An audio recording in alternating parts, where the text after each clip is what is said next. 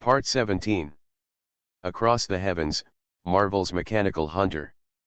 Author, De Chuan-Chi. Chapter 161. After being pulled away by Rod, Tony did not forget to turn around and said to Yejuju and Ethan, "Why are you still waiting? Hurry up. When we get back to Los Angeles, I'll treat you to a big dinner." Hearing this, Yejuju and Ethan no longer hesitated and immediately followed. Google search reading. By the time they returned to Tony's house in Los Angeles, it was already the afternoon of the third day. After Tony arranged Yejuju and Ethan at home, he changed his clothes under Pepper's arrangement and went directly to the group company. Writing this, I hope readers will remember our domain name Taiwan Novel Network rightward arrow. At this time, Yejuju saw with his own eyes Tony's well-equipped studio at home and his garage where he collected countless luxury cars. When Yejuju arrived, Jarvis was the first to react. He only heard him say, "Mr. Yet. Welcome, I am the butler Jarvis." Hearing this, Yejuju was also very interested in this butler, who was just a system and had no emotional intelligence, and replied, "Hello Jarvis, can I ask what level of permissions Tony has given me regarding this villa?" Jarvis' voice that remained unchanged for thousands of years replied, "Currently there is only free access, sir." Hearing this, Yejuju was not surprised at all. Although he felt a little disappointed, he was not disappointed. After all, although Tony's character is passionate and unrestrained, he is also very caring to his friends. But just because he saved him, he wouldn't hand over all his trump cards to himself, would he? Therefore, currently we only have free access, which is not bad. When Tony came back, Yejuju was pulled into the studio by the impatient Tony. As soon as he entered the studio, Tony said eagerly, "Quick, Yet. Get your mechanical dog out quickly. Let me study it carefully. I want to try to see if I can upgrade the mechanical dog based on yours." Hearing this, Yejuju was unwilling and immediately released a mechanical dog from the wolf pack from the space. Seeing a shining silver mechanical dog standing on the workbench, Tony immediately started stroking it inch by inch, and finally said to the air, "Jarvis, turn on the holographic scanning mode. I want to see all the parts and power systems of this mechanical dog." As soon as the words fell, Jarvis's voice immediately sounded in the office. "Yes, sir." As soon as the sound fell, a virtual screen appeared immediately above the mechanical dog. After a while, a full-body 3D image of the mechanical dog was displayed, constantly rotating 360 degrees. Next, there is a semi-anatomical image of the mechanical dog, and then the parts are decomposed one by one and marked on the screen. Needless to say, Yejuju was shocked when he saw this scene. He knew that Jarvis' ability was very powerful, but he didn't expect it to be so powerful. He actually analyzed the mechanical dog thoroughly without providing specific drawings. Just when Yejuju was shocked, he heard Tony say sadly, "Yet.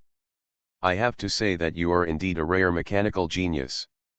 This mechanical dog is perfect, but..."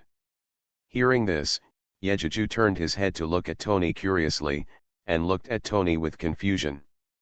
Seeing this, Tony raised a finger very proudly and said, "However, the power system is not even the slightest bit worse, and it still uses battery power. Tisk tisk, with Lewis energy supply system, the mechanical dog is destined to be unable to exert its full combat effectiveness, and even the battery life has become a problem." Hearing this, Yejuju really admired Tony. Although he has been given the ability of an intermediate mechanical manufacturing master by the system, when it comes to mechanical manufacturing and invention ability, he is inferior to Tony, who is a serious mechanical manufacturing and invention master. Not just a little bit. In just this little time, Tony not only figured out the manufacturing of the mechanical dog, but also understood the advantages and disadvantages of the mechanical dog. But after thinking about it, Yejuju couldn't help but feel happy secretly.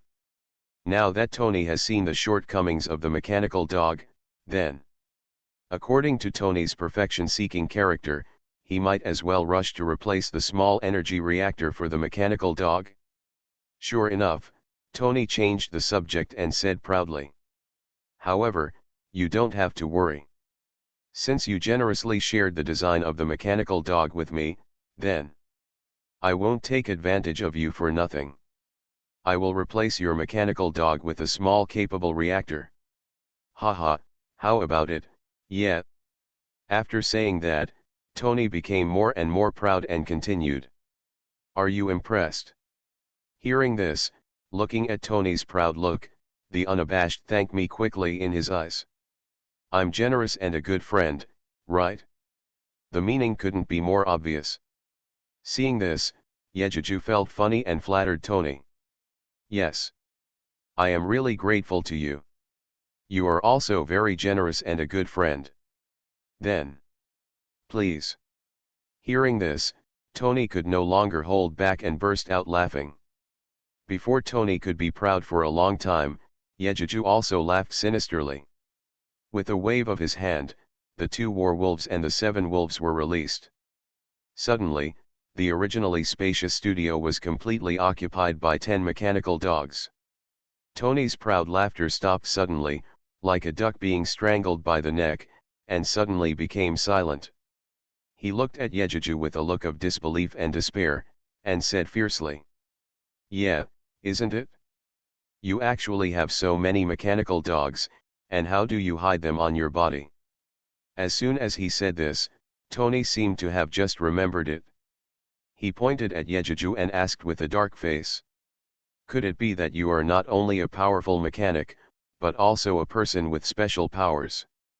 As the saying goes, things turn around, and this time it was finally Yejuju's turn to be proud. Hearing this, Yejuju proudly raised his hand and snapped his fingers, nodded and said, "Congratulations Tony, you guessed it right. I am a person with spatial powers. How about it? I only have 10 mechanical dogs. Is it no problem for you to replace and upgrade their energy sources? Is it okay?" 4 words, Yejuju used a little more force and said them a little more strongly, obviously reminding Tony to keep his word. Hearing this, Tony was speechless. Tony, who was obviously deflated, glared at Yejuju fiercely, gritted his molars and said, You are cruel. Who am I, Tony? I keep my word. Leave these 10 mechanical dogs to me." After saying that, Tony said with a dark face and said to the air, "Jarvis, redesign the energy supply system of the mechanical dog for me." "Well, let's design it based on the small energy reactor on my chest." "Yes, sir." After the sound fell, the virtual screen changed again, after a while. A 3D model of a mechanical dog that had not changed much from before reappeared in front of the 2 of them. Looking at the dazzling small white energy reactor on the neck of the mechanical dog, which was exactly the same as Tony's chest, Yejuju laughed unkindly. Yejuju couldn't be dissatisfied. Although the system gave him the opportunity to transform, with Tony taking the initiative to take advantage of him, Yejuju would not be willing to do so. If it weren't for the fear of scaring Tony and S.H.I.E.L.D., Yejuju would have wanted to release all the mechanical dogs and mechanical drones so that Tony could bleed out. Across the Heavens, Marvel's Mechanical Hunter. Author, Dachuan. Chapter 162. Yejuju laughed unkindly as he looked at the dazzling small energy reactor with white light that was exactly the same as Tony's chest on the neck of the mechanical dog. Yejuju couldn't be dissatisfied. Although the system gave him the opportunity to transform, he was not as rich as Tony. If he wanted to build the reactor by himself, it would just cost money. The key was that the materials were hard to find. Searched can on Google. And with Tony taking the initiative and providing money and supplies to take advantage of him, Yejuju would not be willing to do so. If it weren't for the fear of scaring Tony and S.H.I.E.L.D., Yejuju would have wanted to release all the mechanical dogs and mechanical drones so that Tony could bleed out. Naturally, Tony would not make a small energy reactor suitable for a mechanical dog in front of Yejuju. Yejuju also found an excuse to leave the studio very wisely. There is no way, Yejuju is self-aware. First of all, he and Tony didn't have such a deep friendship to the point where they had no reservations about each other. Secondly, Tony himself has his own considerations, and he will not tell anyone about the core things. This is also the reason why in the play, Tony can give the steel suit to Rhodes, but he will not hand over the blueprint of the energy reactor.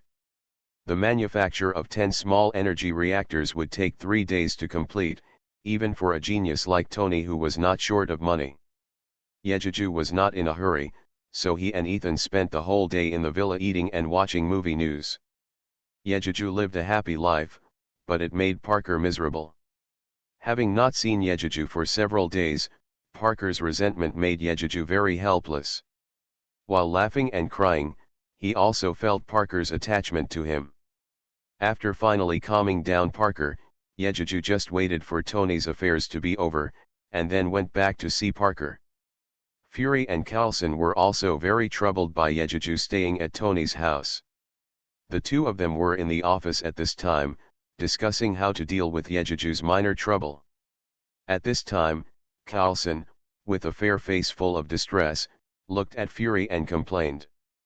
"Director, that Ye has been staying at that playboy's house, and we can't keep a close eye on him. Let alone know what he's doing staying there." Fury's face was gloomy, and he tapped his fingers on the desk subconsciously. After thinking for a while, he looked up at Coulson and said, "It's easy to handle, isn't it, that he is a playboy? Let's just go with him." Coulson. After a pause, and waiting for Coulson to stand up, Fury continued. "Let Natasha go to Tony's house under a pseudonym. I think with Natasha's beauty, it shouldn't be a problem to be Tony's assistant." Hearing this, Coulson immediately understood and felt that the boss was still too evil. Seeing that Coulson understood what he meant, Fury felt proud in his heart, but he didn't show it on the outside and continued. "Let Natasha get in touch with that Ye, preferably out of his mouth. How did he find that playboy and rescue him in the Middle East?" Hearing this, Coulson immediately said seriously. "Understood, Director. I'll contact Natasha right now." After saying that, Coulson turned and walked out of the office. The irony is that after the military picked up Tony, the entire base was searched by the military. Of course, they also obtained the Mark I temporarily manufactured by Tony, as well as Tony's design drawings. While the military was very interested in this brand new weaponry, it actually sent it to the Stark Group and asked Obadiah to design a military armor suitable for soldiers. After Obadiah got the design drawings and the suit samples, he resented the unreliability of the gangsters, but he immediately mobilized elite scientists to form a suit team to design a suit that was far larger than the Mark I. Yejuju doesn't know all this yet, otherwise, Yejuju doesn't know how depressed he would be. I think back when Yejuju asked Rhodes and the others to pick up Tony at the base, he had planned to keep these things in the army. I originally thought that if these things were kept in the army, Obadiah would have no chance to get them from the Ten Commandments gang, and there would be no chance to create the Iron Overlord, and the subsequent war would not happen. Unexpectedly, the military was very interested in the suit, but did not research it on its own. I don't know whether it was due to lack of own research and development capabilities or to sell it to Stark, the largest arms dealer, but it was handed back to the Stark Group.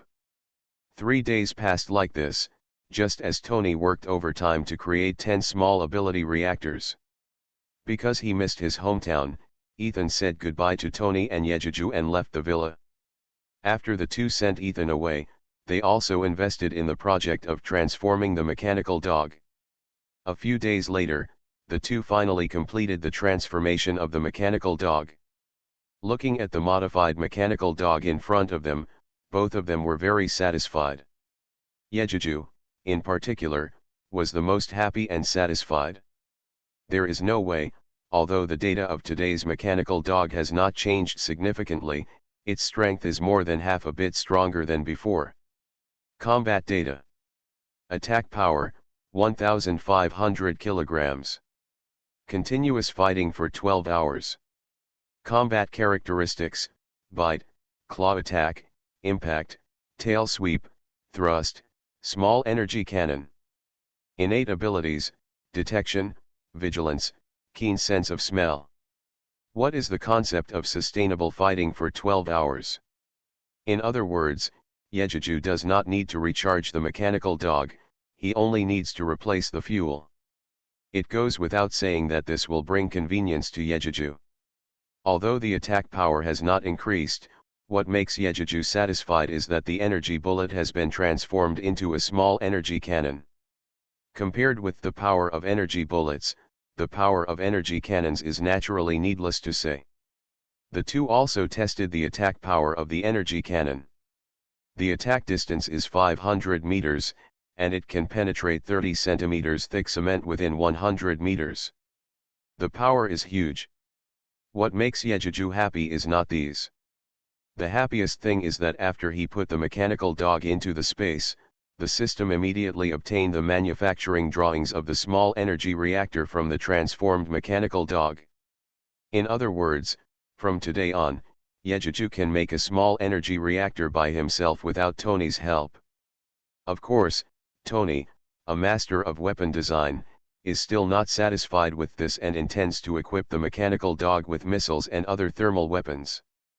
After consideration, Yejuju also rejected Tony's kindness. After all, for Yejuju, it is also a big trouble to prepare a large number of missiles for the mechanical dog in the space at any time. Replenishing the right ammunition is even more troublesome for Yejuju. Compared to searching for the right ammunition everywhere in the mission world, it is easier and more convenient to use the energy cannon. You know, the mechanical dog has to fly in the air compared to Tony's iron suit, and the energy consumption of the mechanical dog running on the ground is almost negligible. If it doesn't consume energy and fire energy shells, the fuel loaded at one time can last longer. You are listening to Novels at Bless Up channel. Wish you happiness and luck. Please subscribe to receive new novels. How do you feel about this novel? Please like and leave a comment. Across the Heavens, Marvel's Mechanical Hunter. Author, Dachuan. Chapter 163. The two return to the lobby of the villa, each holding a glass of red wine, sitting on the sofa, and talking about the Mark I uniform. ...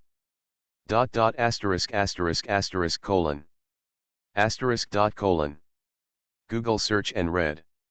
After taking a sip of red wine, Yejuju said subconsciously, "Tony, how did you come up with the idea of creating the Mark I?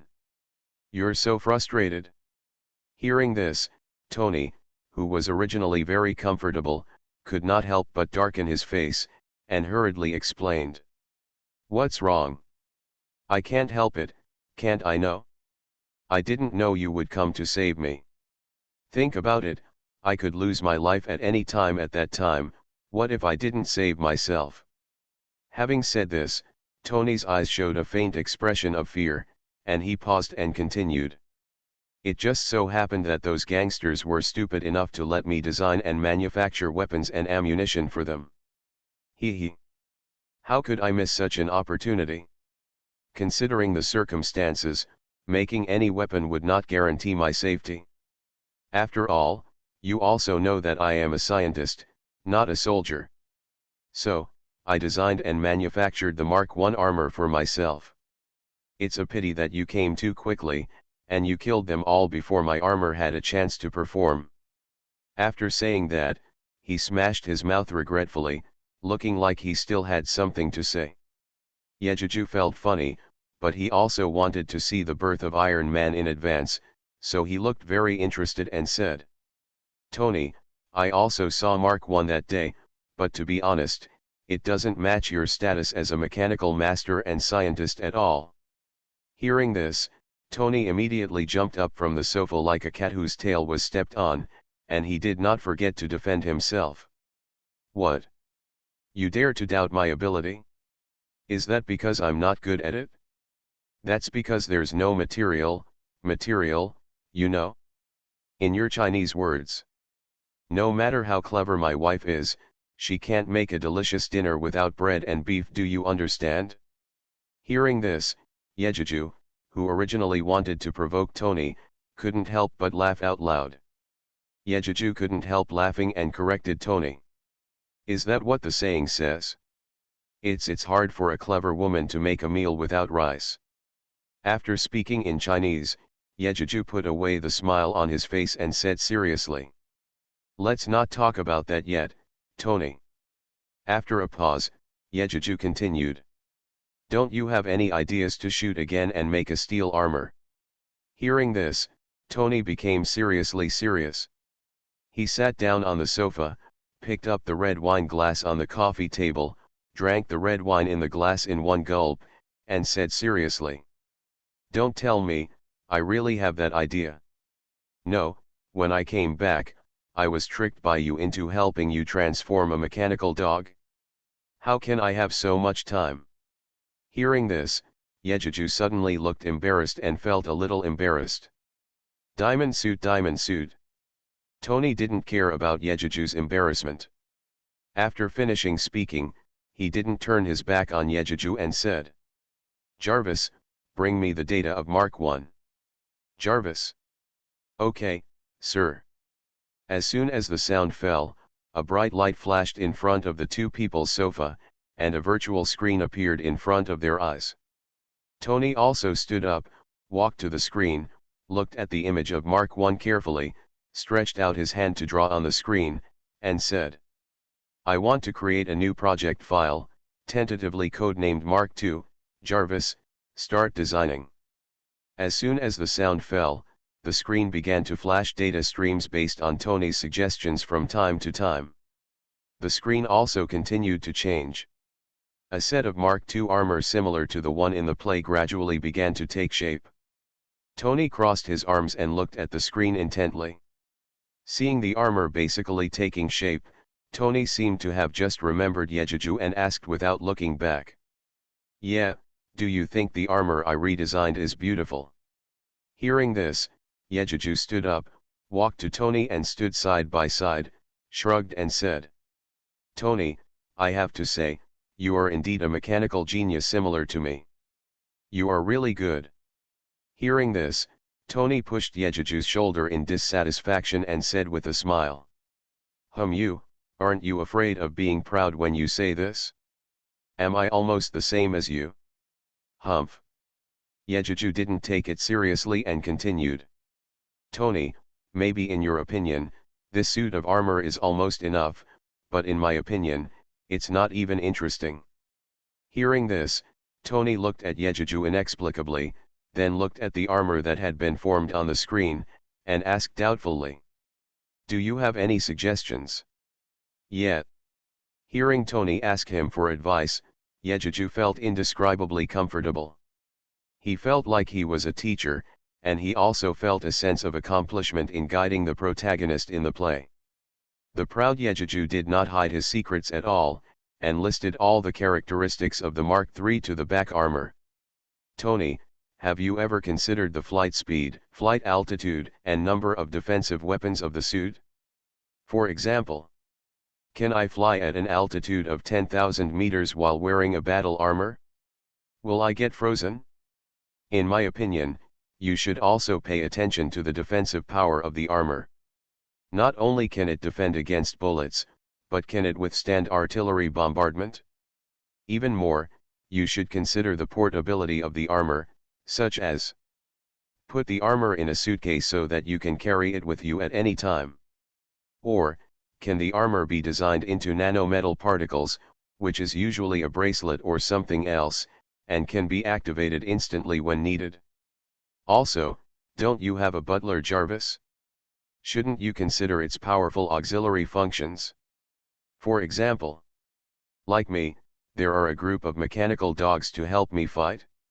Or, no matter where you are, as long as you use Jarvis, you can let the armor fly to you automatically? Tony didn't care at first, but his eyes became brighter and brighter as he listened. When Yejuju finished speaking, Tony became excited. In the end, he hugged Yejuju and thanked him in a series of words. "Yeah, thank you so much for giving me so many good suggestions. To be honest, I really benefited a lot. Thank you so much." After that, Tony hurriedly asked Jarvis to write down all the suggestions Yejuju had made before, and start designing the armor again. Of course, the armor designed now would not really have all the functions as Yejuju said. But Tony still followed Yejuju's suggestion and replaced the metal material of the armor with aviation metal material, and the other was defensive offensive weapons. Yejuju was fortunate to participate in the design and manufacture of the armor throughout the process, and he couldn't help making a lot of jokes in the middle, such as, when testing the propulsion and balance of the foot armor, not only was Tony hit against the wall by the sudden burst of impact, but even Yejuju was pulled by Tony to be a test subject and hit his head. However, the hard work of the two was fruitful. A week later, the armor that was different from Mark II and looked similar was successfully manufactured. Across the Heavens, Marvel's Mechanical Hunter. Author, Dachuan. Chapter 164. After the armor was successfully manufactured, Tony did not intend to give a set of armor to Yejuju, and Yejuju himself did not want to ask Tony for it. Of course, Yejuju, who participated in the whole process, did not gain nothing, let's put it this way. As long as Yejuju wanted, he could make a set of armor by himself, and the abilities of each item did not belong to Mark II. Afterwards, Yejuju also figured it out. The reason why Tony did not give him a set of armor was not because he was stingy and reluctant, but because he fully respected Yejuju's identity as a mechanic. Since they are all mechanics, of course they have their own pride. What they want is still the most suitable for them to design and manufacture by themselves. Otherwise, Tony would not have manufactured it in front of Yejuju, and let Yejuju participate in the design and manufacturing throughout the process. After the armor was successfully manufactured, Tony could not wait to put on the armor without waiting for a moment. He flew out of the villa and had a good time over Los Angeles. After Tony finally came back, the two had a good meal and celebrated. Originally, he planned to return to New York after Tony made the armor, but he could not resist Tony's enthusiasm and forced Yejuju to stay in the villa temporarily. This stay made Yejuju wait for the person he was unwilling to contact for the time being. On this day, the two were practicing in the boxing room. Just when Tony was about to collapse from exhaustion, two people came in from outside the door. Tony was lying on the boxing ring at this time, sticking out his tongue like a dog, panting. There was no way, he was just a slightly strong ordinary person, and he only knew ordinary boxing fighting skills. How could he be a perverted opponent like Yejuju who was given a system? Even if Yejuju took this situation into consideration, he did not take the initiative to attack even once. But Yejuju's fighting skills were intermediate fighting skills given by the system. Even if he only defended, Tony could not take advantage of him at all. So, Tony was exhausted like a dog. Even so, Tony deserved the title of Playboy.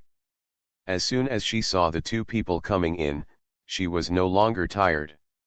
She immediately got up from the mat, climbed on the ropes of the boxing ring with her hands in boxing gloves, posed in a pose that she thought was handsome, and greeted the two women who came in with a smile. "Hi. Little Pepper, why are you here? By the way, who is this hot beauty next to you? Did you bring her here to introduce to me?" Hearing this, Pepper, who was good-tempered and secretly missed Tony, couldn't help but feel bitter in her heart, but she really couldn't do anything about Tony. Who told Tony to have such a personality? Loving beautiful women, flirting with beautiful women, or even playing with them, is nothing more normal. The most important thing is, who told her to like Tony so much? Pepper rolled his eyes at Tony and said, "This beauty is called Natasha. She is the life assistant I hired for you. How is it, boss? Are you satisfied?" Tony didn't seem to hear the sour taste in Pepper's words, but Yejeju heard it clearly.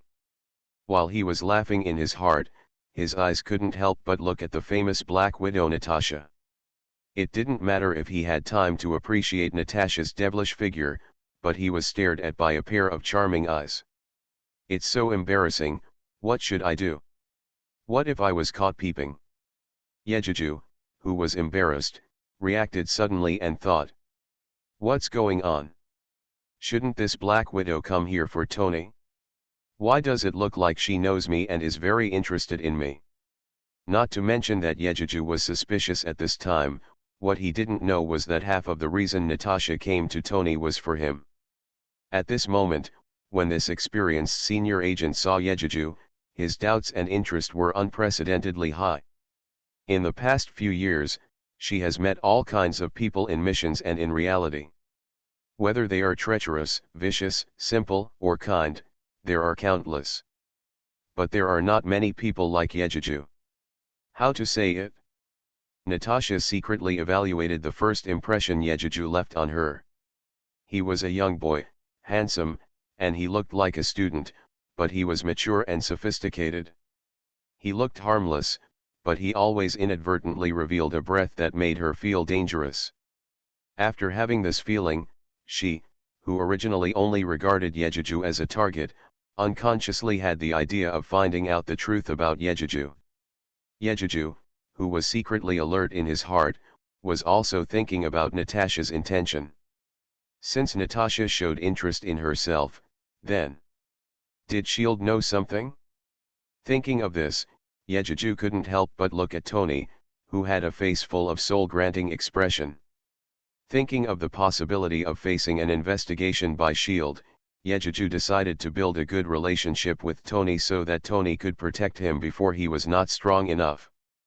The next moment, Tony had bent down to hold up the ropes, stepped out of the boxing ring, and greeted Natasha and Pepper with a friendly smile.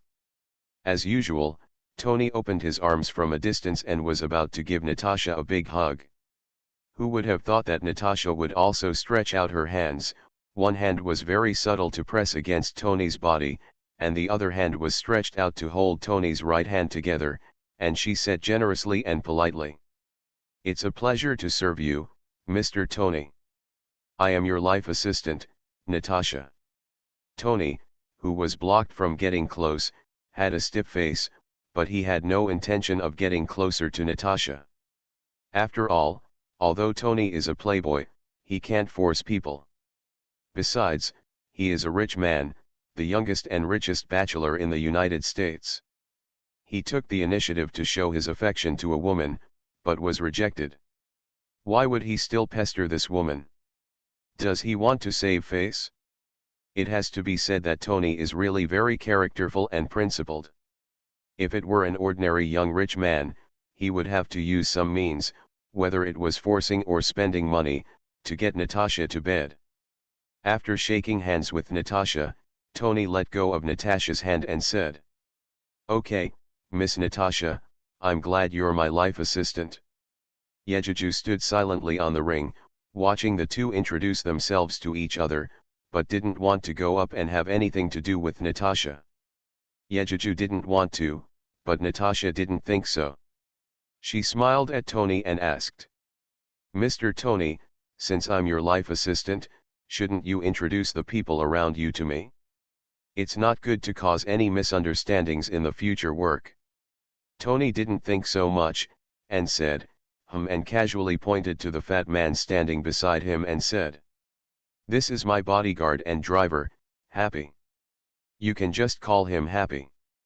Across the Heavens, Marvel's Mechanical Hunter. Author, Dachuan Chi. Chapter 165. After speaking, Tony turned around, pointed at Yejeju and introduced. "Here, please allow me to make a grand introduction. This is my friend and brother. Taiwan Novel Network Rightward Arrow. The magical Yejeju who came to China also saved me. You can call him Ye. Haha." Anyone could hear the recognition and praise for Yejeju in his tone. Google search reading. Such an introduction made Yejeju feel very comfortable, and at the same time he really wanted to treat Tony as a friend and brother. As soon as Tony finished the introduction, Natasha took a step forward, smiled charmingly at Yejuju from a distance and said, "Hello, my name is Natasha, nice to meet you, yeah." To be honest, Natasha's smile was pretty and friendly, but Yejuju felt inexplicably scared. But it's hard not to say hello to Natasha, after all. Here, only he and Natasha knew her origins, so they could only smile reluctantly and said to Natasha, "Hello Miss Natasha, nice to meet you too." When Tony saw this, he was stunned for a moment and immediately realized something was wrong. Then Ryu glanced meaningfully at Natasha, who had her back turned to him, and then glanced at Yejuju, and by the way, he winked at Yejuju angrily. The meaning couldn't be more obvious. Yejuju could see the meaning in his eyes with just one glance. "Brother, you are so beautiful, a mature woman has taken a liking to you. She didn't even take a fancy to me, a mature and handsome rich man, but she took a fancy to you. I really don't know what this woman's vision is." After understanding the meaning in his eyes, Yejuju rolled his eyes helplessly and vomited in his heart. How beautiful is the ghost's beauty? You only saw her beauty and hot figure, but you didn't know that she was a murderous Black Widow. How many people died at her hands? Besides, I don't think I'm so charming that Black Widow can take a liking to me. She is acting like this just because she wants to get close to herself so that she can investigate me. Thinking of this, Yejuju looked puzzled, never looked at Natasha again, said I'm going to take a shower, got off the ring and walked to the bathroom. This time, not only Tony was surprised, but Natasha was also surprised. I even became a little unconfident and began to doubt my own charm. Regardless of the people outside, Yejuju quickly washed up and returned to the guest room. Lying on his back on the bed, Yejuju began to ask about the system. "System, I helped Tony create the Mark armor. Why didn't the system give me the corresponding drawings to let me create an armor myself?" System: Host, you are a mechanical hunter, not Iron Man. I say this, do you understand? Hearing this, Yejuju felt unconvinced and asked angrily, "Didn't I participate in the whole process of Tony making the armor? It's not difficult to make a armor. Can't I make one myself and wear it?" System: Of course, this is the host's right. But once the Iron Man suit is put on, the host will not receive any bonuses or help from the system. At the same time, the difficulty of the host completing tasks in the task world will increase accordingly, and the experience gained will be reduced to the minimum. Hearing this, Yejuju couldn't help but feel shocked. There is no way, his biggest reliance is the system? Without systematic bonuses, how could he defeat the big boos in the mission world? Without a lot of experience accumulation, how can he quickly upgrade and improve his strength? At this moment, the system seemed to notice the change in Yejuju's mentality, and gave a rare explanation. "Host, this world has its own rules. There is only one Iron Man, and there can only be one. But the host does not need to be discouraged. As long as the opportunity comes, the host will get a battle armor that is unique to you. And the function will be no less than that of Iron Man's armor, and even far surpass him." Hearing this, Yejuju suddenly became happy and wanted to ask the system, "When can I get the armor, and even the performance of my own exclusive armor, etc." However, Yejuju also thought that the coldness of the system would not tell him this in advance, so he gave up the idea of continuing to ask. What's rare is that neither Natasha nor Tony came to disturb Yejuju's rest, and Yejuju also kept good news all morning. During lunch, Yejuju inevitably saw Natasha again with a charming smile on her face. Yejuju's meal was tasteless. Because Natasha always paid attention to him intentionally or unintentionally, he felt uncomfortable all over, so he had to finish the steak in a few bites and hurried back to the bedroom. This time, it finally caught Tony's attention. After dinner, Tony knocked on Yejuju's door, and Yejuju let Tony into the room. After entering the room, Tony sat on Yejuju's bed, looked at Yejuju and asked seriously. "What's wrong with you, Ye? Is there something wrong? Or maybe you don't like beautiful women?" After saying that, Tony, who thought he had guessed the true resemblance, exclaimed, "Oh my God! No way! You really don't like beautiful women? Are you gay?" "Oh." After saying that, Tony hugged his arms exaggeratedly, rubbed them vigorously and asked doubtfully. "No wonder we don't know each other, so you came thousands of miles to save me. Do you really like me? Oh, God. Although I don't discriminate against people like you, if you really want me to sacrifice myself, I can only refuse you. I really only like beautiful women." Seeing Tony's exaggerated performance, Yejuju was immediately angry. He rushed out and pushed Tony on the bed. No matter how much Tony struggled, he would not let go of him and said harshly, "Damn, you are such a vicious and foul-mouthed guy. Who told you I'm gay? I'm a man, you know? I only like women, you know? If I hear you slandering me like this again, I will beat you up, you know?" Snort. Hearing this, Tony gave up struggling and burst out laughing. If it weren't for Yejuju suppressing him, he would have rolled on the bed laughing. Seeing this, Yejuju let go of Tony angrily, sat up from the bed, and thought with a dark face. Shouldn't he continue to stay with Tony? Otherwise, he would be pissed off by this guy's poisonous tongue one day. After a while, Tony stopped laughing and wiped away the tears from laughter with his fingers.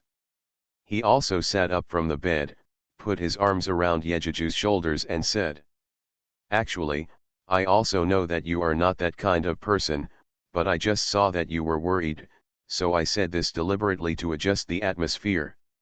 After saying that, without waiting for Yejuju to speak, Tony continued, "I can see it too. You are worried because of the arrival of that woman. Tell me, yeah, what's going on? Remember, you are my friend, brother. I can help you solve anything, you know? You are listening to Novels at Bless Up channel. Wish you happiness and luck. Please subscribe to receive new novels. How do you feel about this novel? Please like and leave a comment. Across the Heavens, Marvel's Mechanical Hunter. Author, Dachuan. Chapter 166. Hearing this, Yejuju was touched by Tony. Google search Furtkin.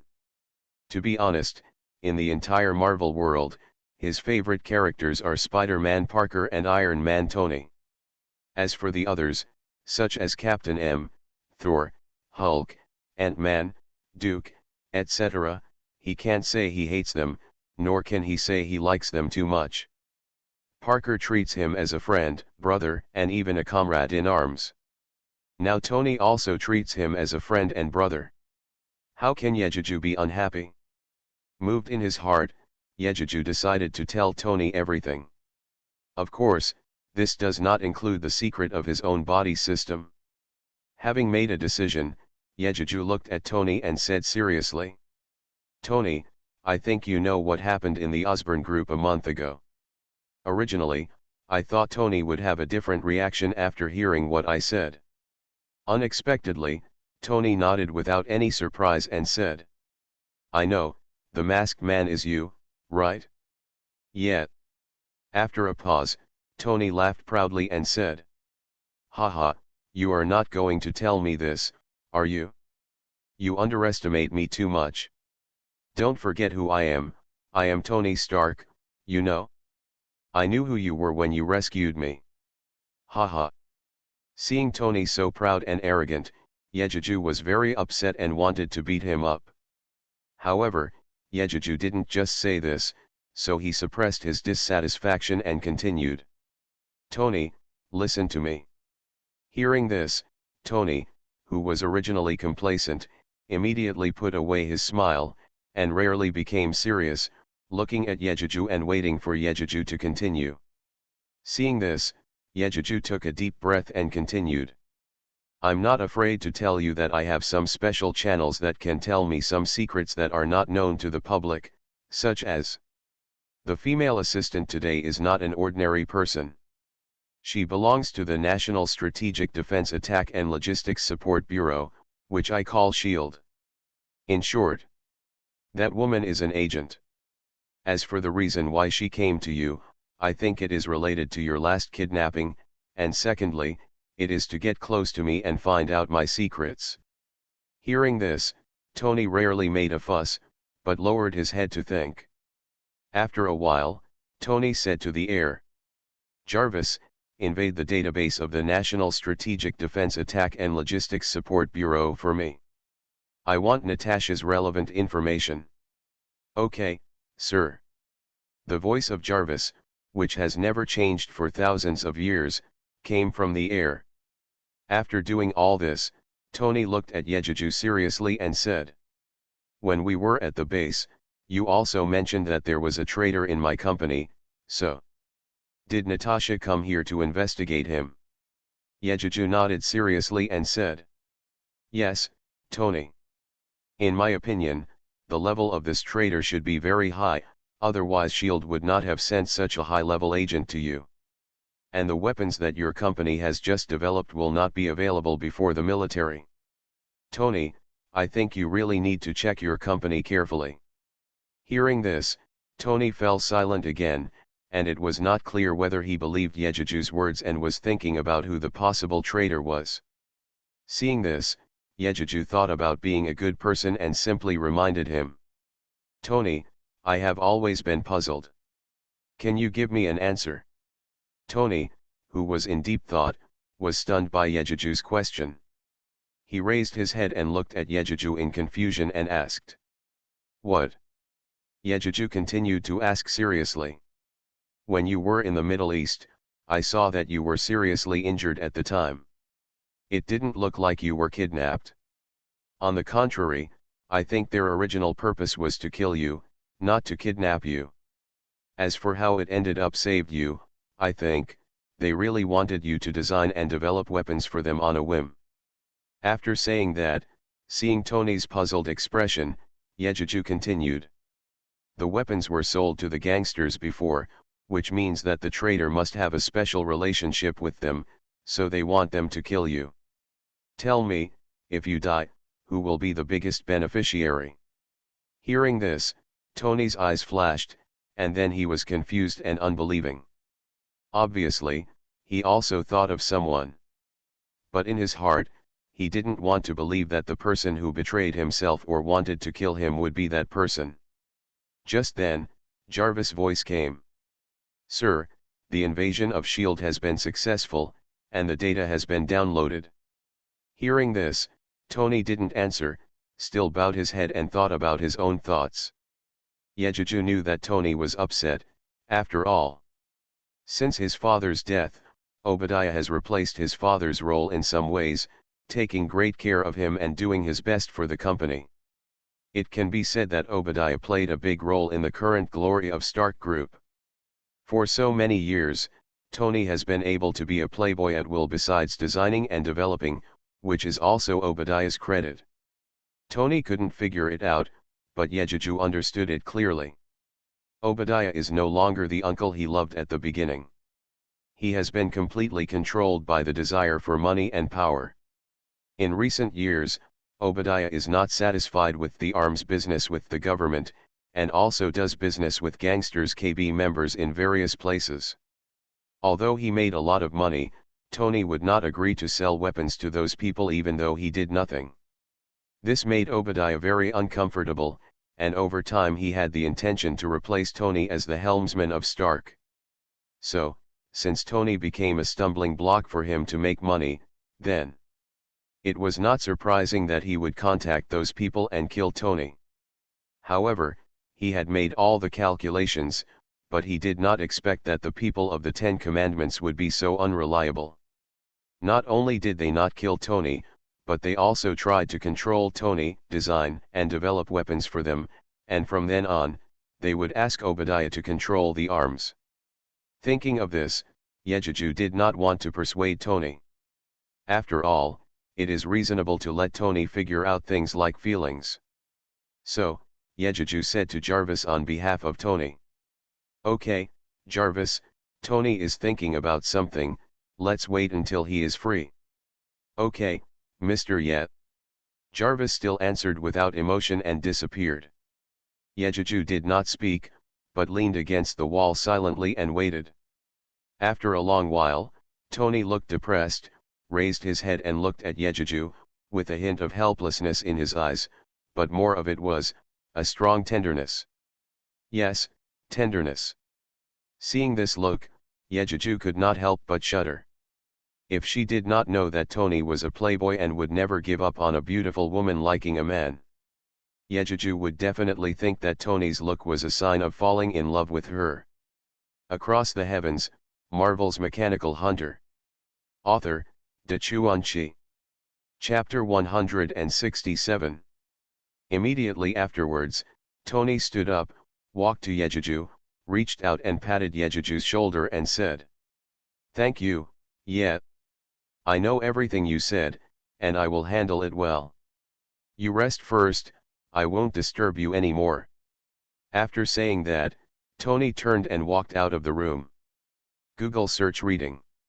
Seeing Tony's slightly disappointed figure as he left, Yejeju wanted to step forward and comfort him. However, Yejeju only stretched out his hand, and after wiggling his lips a few times, he gave up the idea of comforting her. After all, for a proud man like Tony to be betrayed by someone he believed in, he had to let himself go, just like in the play. After Tony knew that he was not going to die soon, he seemed to sink into absurdity. At that time, no one, whether it was Pepper, Happy, or Rhodes, could persuade him. He wouldn't have bounced back if Fury hadn't taken out the model his father left him and asked him to find new elements. Thinking of this, Yejeju couldn't help but wonder if it was time to go back after he had been out for several days. In his opinion, the blueprints and Mark I armor were obtained by the military. Obadiah would not have obtained the blueprints and samples, and the Iron Overlord would not have been produced. Tony knows Obadiah's true face again, and then nothing will happen in the future. He will have nothing to do if he stays here. Of course he has to go back. After all, there is a little spider waiting for you to comfort yourself at home. By dinner, Tony had recovered and could not see the disappointment in his eyes, and he became the cynical playboy again. Yejeju also proposed at the right time that he had been out for a while and was going back.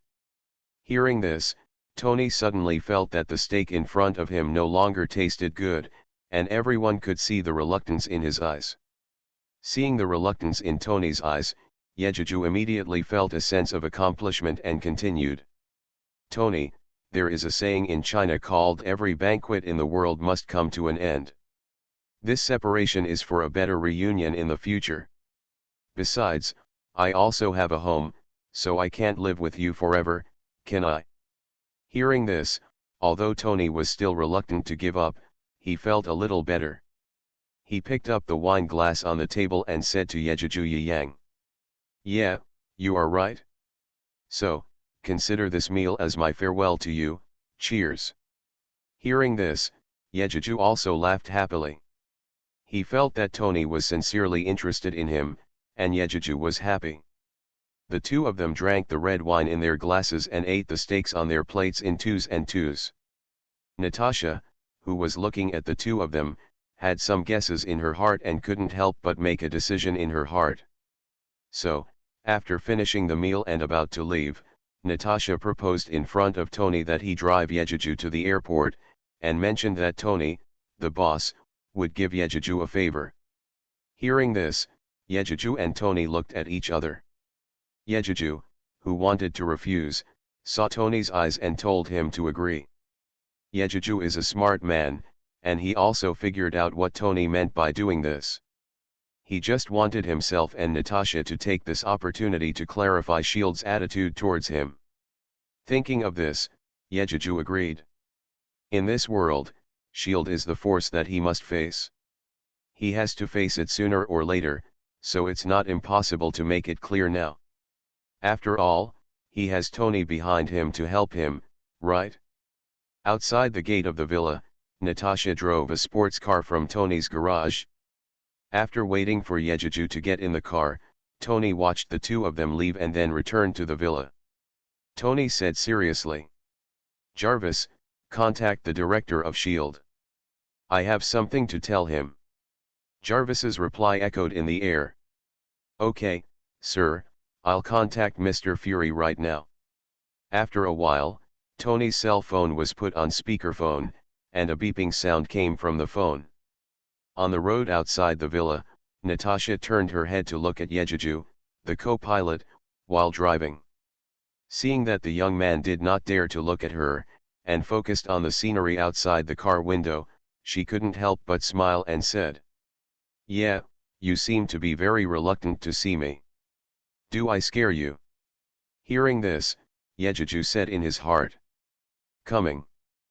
But he said without looking back, "It's not that I'm afraid, I just don't want to have too much contact with you." Yejuju's answer made Natasha's heart tighten, and she vaguely felt that there was something else in Yejuju's words. After thinking about it, Natasha looked disappointed and complained, "No. I am a beautiful woman, but you are not interested in beautiful women. Can I think that you don't like beautiful women?" Hearing this, Yejuju knew that Natasha was trying to trick him, and he became more and more certain that S.H.I.E.L.D. had noticed him, and there was no point in hiding it any longer. So he didn't want to go around in circles with Natasha anymore, so he turned around, looked at Natasha calmly and said, "I know you are not an ordinary person, and I can understand that you tried your best to get to Tony. But why do you pay so much attention to me? Why?" Hearing this, Natasha could no longer remain calm. Even though she had killed many people and completed many tasks over the years, this was the first time that a young man like Yejuju could see that she was special at a glance. Surprised, Natasha stepped on the brakes with a crunch, parked the sports car on the side of the road, turned back and looked at Yejuju seriously and asked, "You can actually tell that I'm not an ordinary person. As the director said, you are not a simple high school student, right?" Yejuju curled his lips, shrugged and said, "Your director, the bald boiled egg Furui." Bald boiled egg. Natasha couldn't help but think of Furui's appearance, and couldn't help but laugh. Then she felt unsatisfied and laughed again. Her plump chest bounced restlessly in front of Yejuju's eyes because of laughing. Yejuju, who saw this eye-catching scene for the first time, couldn't help but blush. She turned her face away reluctantly, not daring to look at the beautiful scenery again. Although Natasha was laughing at Yejuju's performance, she saw it all, and couldn't help but feel a lot more favorable towards Yejuju. After all, Natasha has seen countless people who covet her figure, and even more who have died in her hands. And it is the first time that she has seen someone as shy as Yejuju. After a long while, Natasha laughed enough and said, "I think our director will be so angry that he will arrest you if he hears the nickname you gave him. Haha. But I have to say that the nickname you gave is really, very descriptive. Haha." After saying that, Natasha couldn't help laughing happily again. Yejuju rolled his eyes and thought, "It's not me who gave it, it was given by the audience friends in the previous life." Across the Heavens, Marvel's Mechanical Hunter. Author, Dachuan. Chapter 168. Then, Natasha's laughter stopped, her tone became serious, and she said to Yejuju, "Tell me about it. Yeah, your origins, and your magical abilities." At the same moment, a colored voice came from Tony's phone. "Hello Mr. Tony, I think this is our first call. Is there anything we can help you with?" Hearing this, Tony wasn't surprised at all how Fury knew it was his phone number, after all. Google search to read.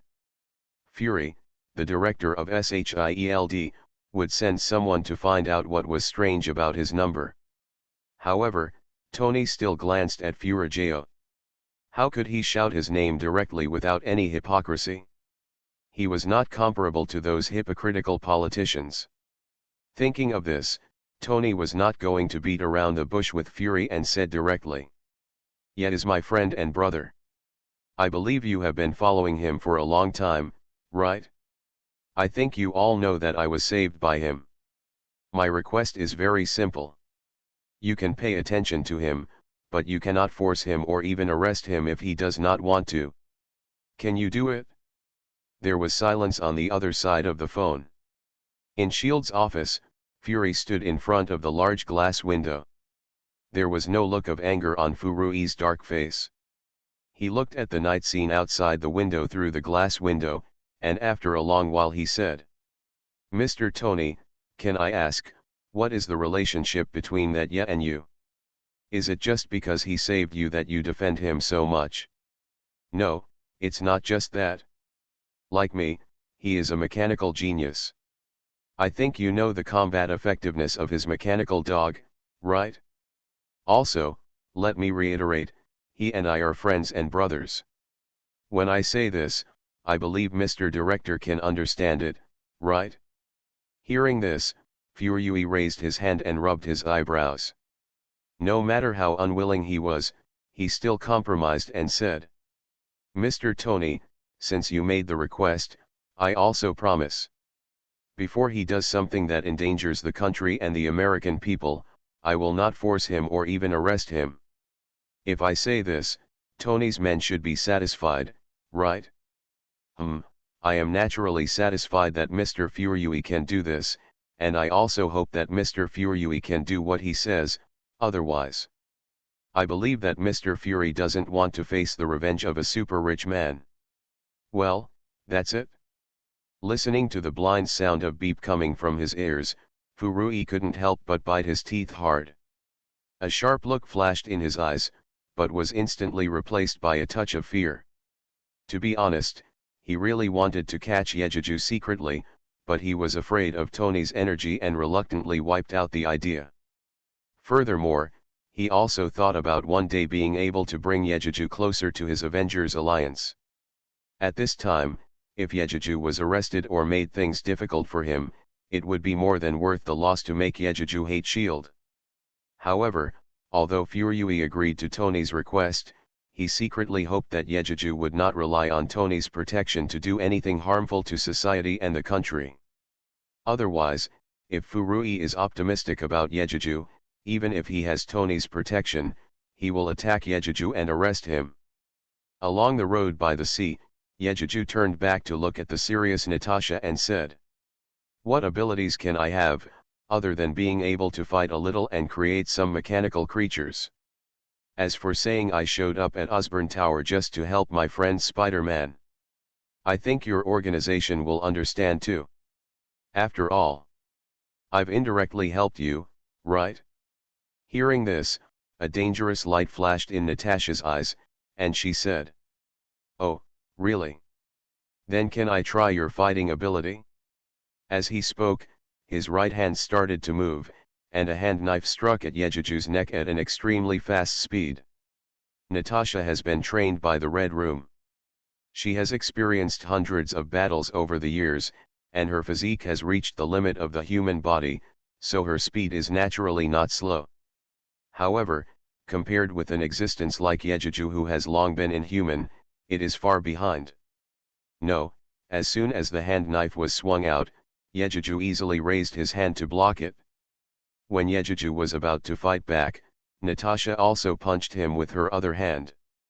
At this time, Yejuju did not dare to underestimate Natasha and immediately concentrated on dealing with it. It must be said that Natasha is indeed the person with the most powerful fighting skills in the Marvel world.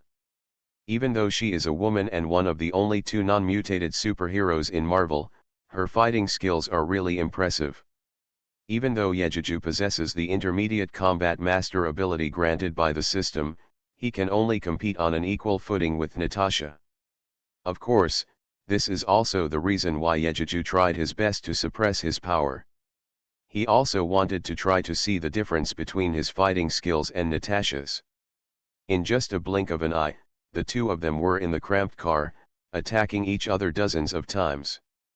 Only the two of them knew how thrilling their mutual attack and defense was. The moves of the two were all simple, direct, and fast. They attacked either the opponent's temples or other vital parts such as the throat and heart. If both of them were not masters of fighting and could sense danger in advance and make defensive and blocking movements, someone might have been hit instantly and lost their fighting ability. Yejuju was getting more and more excited the more he fought.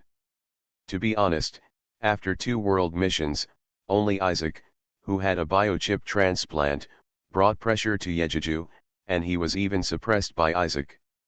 In the real world, whether it was Bullseye, Kingpin, or Dr. Lizard, they didn't have such great pressure. Yejuju, who was excited about the fight, blocked Natasha's kick again and said to Natasha, "Natasha, you can fight if you want, can we go outside for a fair fight? In such a small environment, we can't really use our fighting ability, what do you think?" Hearing this, Natasha's eyes lit up, and she gave Yejuju a charming look and said, "Okay, I have the same idea. I haven't met an opponent as strong as you for a long time." Haha. Hearing this, Yejuju shuddered all over, hurriedly pushed away the plump thighs on his shoulders, opened the car door awkwardly and got out of the car, thinking, "I can't stand it, no wonder the gods in the previous life said that Natasha was a deadly fairy, but what am I still looking forward to? That face, that chest, that thin waist, that plump thigh." The road is close to the sea, and the sea breeze blows over, which immediately makes Yejuju sober. When Natasha got out of the car, Yejuju had recovered from his previous wild thoughts and was about to discuss the rules of the fight with Natasha. Natasha had already jumped over from the side of the sports car, her body still on the roof, and one leg kicked towards Yejuju's chest. He secretly said, "How insidious. You are listening to novels at Bless Up channel. Wish you happiness and luck. Please subscribe to receive new novels. How do you feel about this novel? Please like and leave a comment." Across the Heavens, Marvel's Mechanical Hunter. Author, Dachuan. Chapter 169. Yejuju hurriedly backed away, not that he couldn't block Natasha's kick, but knowing that Natasha is good at fighting skills from all over the world. Google search reading. If he stood still and blocked the kick, he would be greeted by a close fight with Natasha's difficult Brazilian Jiu-Jitsu. Do you want to say that Yejuju is afraid of Brazilian Jiu-Jitsu? Of course not, he just doesn't have confidence in his own restraint. Just Natasha's devilish figure, once it gets entangled with him, that's how it feels. Tisk tisk. Yejuju didn't believe that he could bear it without making a fool of himself, or even having a nosebleed in shame. You know, the two are not enemies, and they are discussing. Yejuju really can't regard Natasha as an enemy, and he doesn't feel anything. At this time, Natasha fell to the ground and rushed forward, followed by a series of performances such as free fighting, Chinese sanda, karate, taekwondo, muay thai, sambo, mega fighting, and even wrestling from all over the world were all interspersed with attacks on Yejuju. This time, Yejuju opened his eyes. Fortunately, Yejuju's fighting skills are not limited. Although he has never been exposed to many skills, he can still master them one by one. And Natasha became more and more frightened as she fought, it was so unexpected. This Yejuju is obviously only 16 years old, but his fighting experience is far beyond that of his age, and he is not even weaker than her, the killer who came out of the Red House. How is this possible? Too many doubts filled Natasha's mind, which really surprised her. Even if Yejuju, like her, started training when he was 7 or 8 years old, it would only be 8 years. In 8 years, even if he is a fighting genius like her, he can't be better than me who has been practicing fighting for decades, right? What's more, under his own attack, there is no sign of defeat. Not to mention, it was clear that just a moment ago, Yejuju only knew how to free fight. However, after just 10 minutes of fighting with him, he displayed many more fighting skills. This was really puzzling to her. She was confused, but Yejuju felt so happy. He indeed secretly learned a lot of fighting skills from Natasha, including relatively unpopular jujitsu and other fighting moves. What depresses Natasha the most is that not only is Yejuju not weaker than her in fighting, his learning ability is abnormal, and his physical strength is extremely abnormal. She didn't say anything anymore. She also received medicinal injections to improve her physical condition in the Red House. His physical strength has long been far superior to that of the burly Russian KGB men. After playing for so long, she was already out of breath and dripping with sweat. But Yejuju was as energetic as before, not showing any signs of fatigue. There wasn't even a drop of sweat on his forehead. It was only then that Natasha finally realized the strength gap between herself and Yejuju. I won't talk about the mechanical creatures commanded by Yejuju that I saw in the video. With such fighting skills, it's no wonder Yejuju can defeat monsters like Dr. Lizard. Although she could not fight Dr. Lizard because Dr. Lizard was dead, she also knew that she could not defeat Dr. Lizard. This means that she is indeed no match for Yejuju.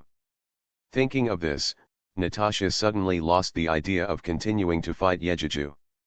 So, during the battle, Natasha suddenly stopped. With a helpless and angry expression, he withdrew from the battle circle and stood 3 meters away from Yejuju and said angrily, "Forget it, let's not fight. I tried my best, but you just acted like you were playing.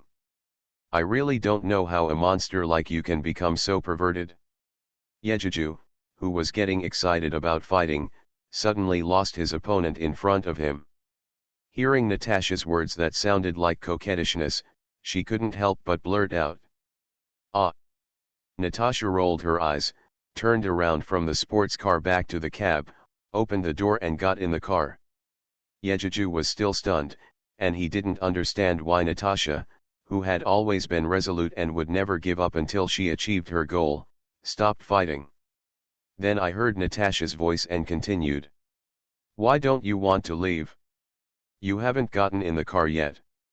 If you're later, you won't be able to catch the plane." Hearing this, it took Yejuju to react, and subconsciously said "oh," walked a few steps quickly, opened the car door and got in the passenger seat. With a buzz sound, the sports car started up and started back on the road, but the two of them fell silent and stopped talking.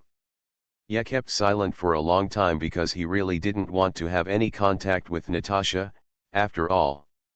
A beautiful-looking stunner, but actually an old woman of several decades, he really didn't want anything like that to happen. Natasha didn't speak, she was angry with herself. Not to mention that she was once one of the most powerful killers in the Red Room. Even after being recruited by SHIELD, she was also one of the most powerful agents. Now that she can't even beat a 16-year-old boy, she has no interest in talking to Yejuju. When the sports car arrived at the airport, Yejuju rushed out of the sports car impatiently as if he was avoiding the plague. After leaving a thank you from a distance, he jumped into the airport lobby. Natasha couldn't help but be stunned when she saw this scene, and then she laughed meaningfully. Yejuju didn't know that just because of his rejection of Natasha, Natasha became interested in him again. After returning to his home after almost a month away, Yejuju collapsed on the sofa. He recalled Natasha's attitude towards him in his mind and silently planned how to treat S.H.I.E.L.D. in the future. Although there are hidden Hydra spies in S.H.I.E.L.D., it is beneficial for him to have a good relationship with Fury and Coulson. Of course, Yejuju never thought about joining S.H.I.E.L.D. or the Avengers. At most, it was just a cooperative relationship. He didn't know that Fury was not a passive person. At this time, he ordered Coulson to come to Yejuju for a talk. When Yejuju was making lunch, Coulson came. When he opened the door and saw that it was Coulson, Yejuju was still stunned. Coulson showed his signature smile, nodded politely and said to Yejuju, "Hello, Mr. Ye, we meet again, won't you invite me in to sit for a while?" Hearing this, Yejuju relaxed completely, as long as he knew that S.H.I.E.L.D. was not here to arrest him. Stepping aside to make room for the door, Yejuju said, "Come in, Mr. Coulson." This made Coulson stunned for a moment, as if he didn't expect Yejuju to know him.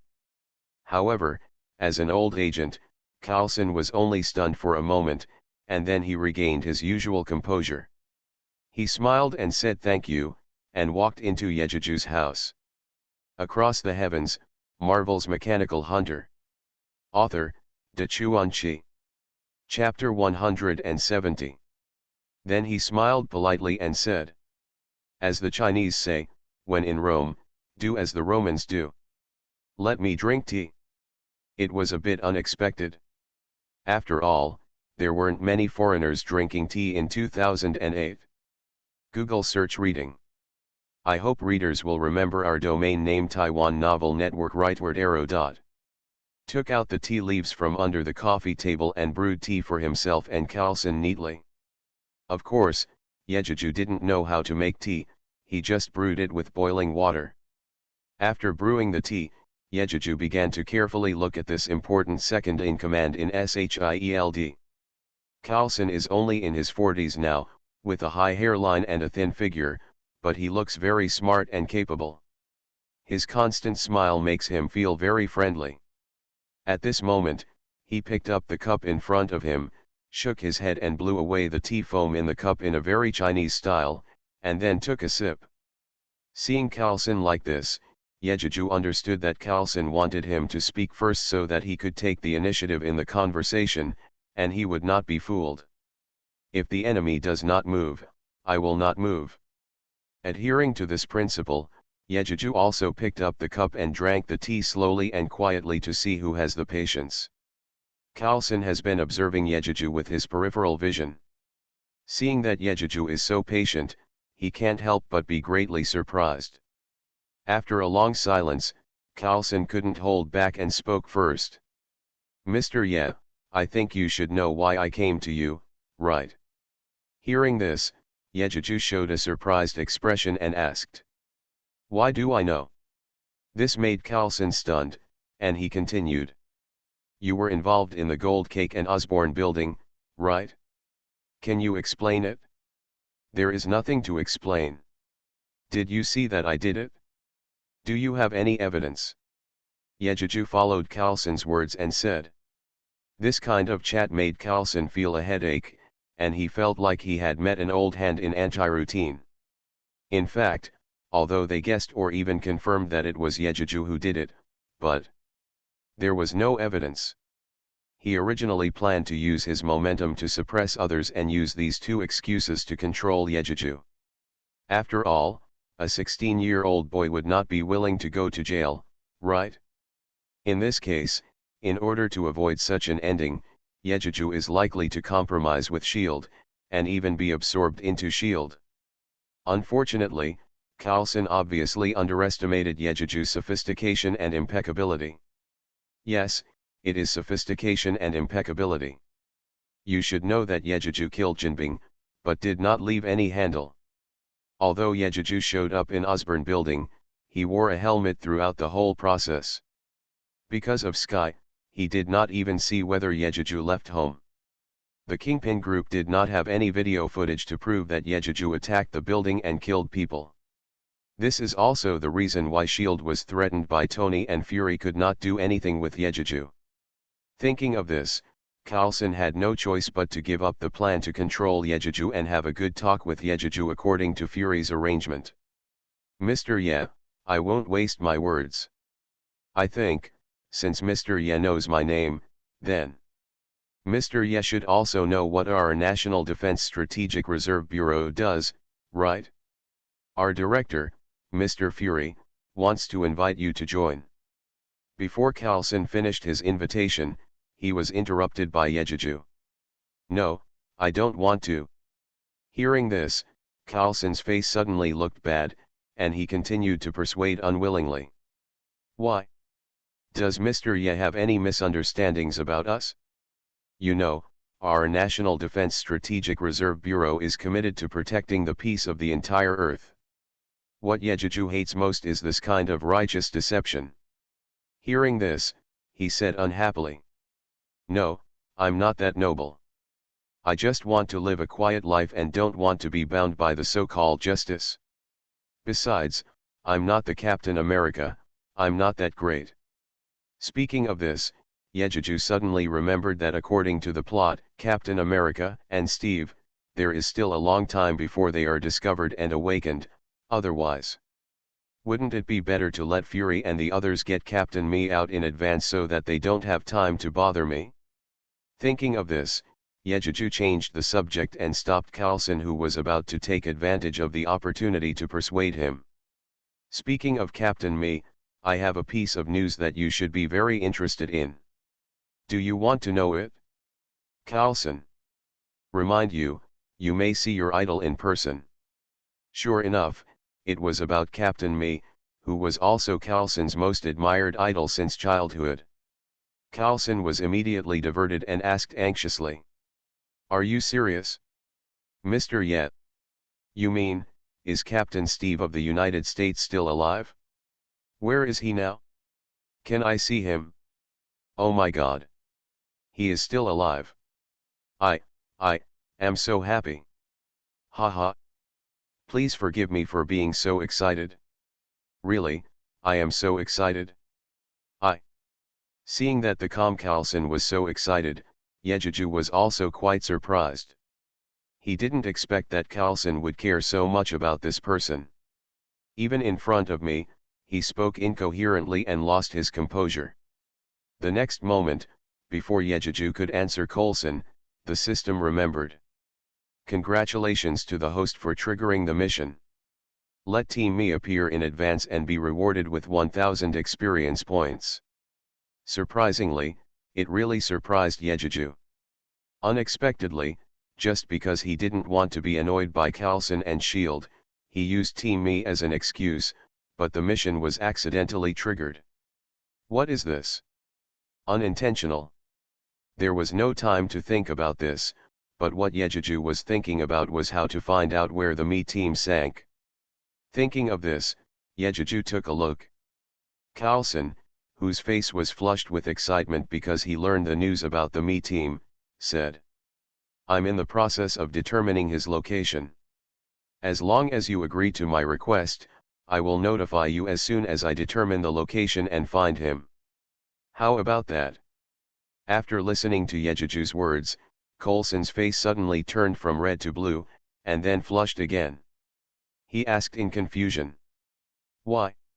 Shouldn't you, without any conditions, help the country and even the world to bring back the heroes of all mankind? Hearing this, Yejeju curled his lips disdainfully and said. No, although I admire him very much, he is not a world hero, he is just from your Western countries. I am Chinese, understand? Hearing this, Coulson also reacted, but he took it for granted. Although the Rice team fought across most of the world during World War II, they never visited China. Strictly speaking, it was exactly as Yejeju said. The reason why the Rice team is called the Rice team is not only because he is an American, but also because of him. Those who saved the most were Americans and the Allied powers. After thinking about this, Coulson regained his composure, looked at Yejeju seriously and said. Okay. Can you tell me, what are your conditions?